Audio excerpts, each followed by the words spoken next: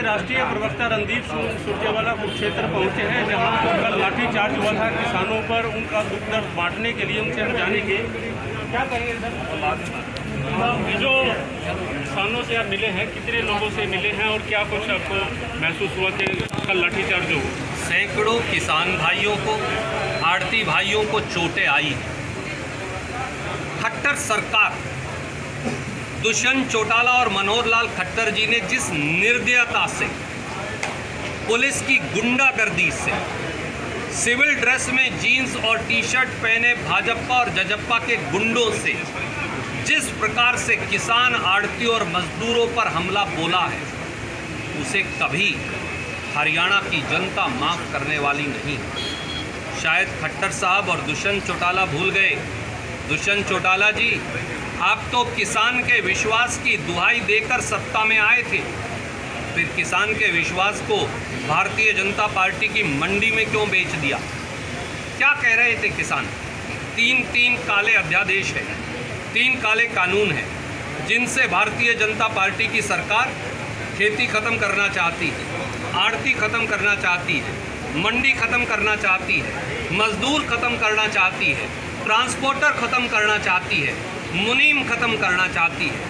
जब पूरा खेती का तंत्र ही आप 3 या 4 उद्योगपतियों को बेच देंगे, जब हम अपनी ज़मीन में खुद गुलाम हो जाएंगे, मजदूर हो जाएंगे, तो फिर न्याय कैसे होगा?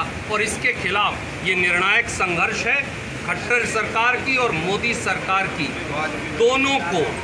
दोनों के घुटने जब तक झुका नहीं देंगे, तब तक हम दम से नहीं बैठेंगे। तो इन तीनों अध्यादेश से किस तरह से आप किसान, आड़ती और ये सब चीज़ खत्म मानते हैं? क्या इसका एक्सप्लेन आम आदमी के लिए कैसे करेंगे? हम किस तरह से बता पाएंगे? मंडियां अब खत्म हो जाएंगी तो न्यूनतम समर्थन मूल्य पर धान और गेहूं की फसलें कैसे बिकेगी? कैसे सरसों बिकेगी? कैसे मक्का बिकेगा? कैसे दूसरी फसलें बिकेंगी? सब्जी मंडी में अगर मैं मेरी फसल नहीं बेच पाऊंगा, सब्जी और फल, टमाटर या आलू नहीं बेच पाएगा किसान, तो उसे खरीदेगा कौन?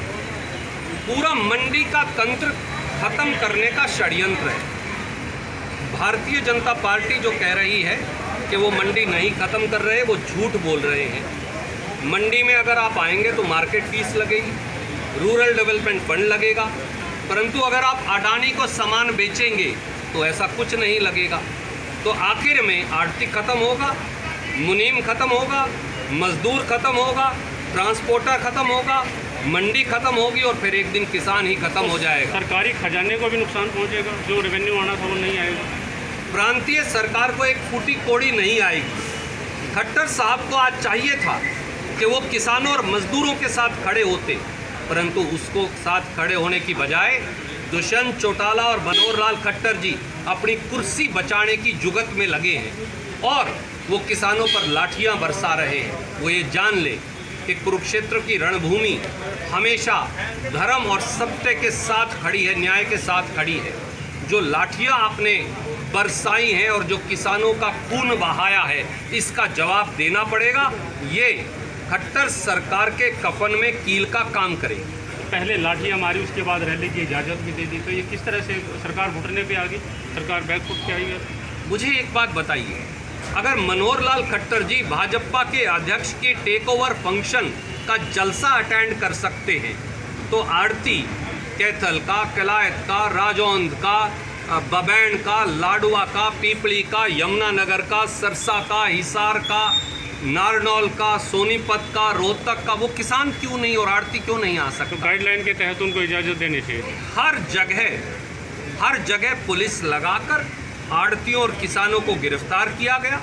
हजारों पुलिस कर्मियों की नाकाबंदी की गई, केवल और केवल इसलिए कि भारतीय जनता पार्टी ये जान गई है कि किसान, आड़ती और मजदूर इकट्ठे एक मुट्ठी में अब खड़े हो गए हैं।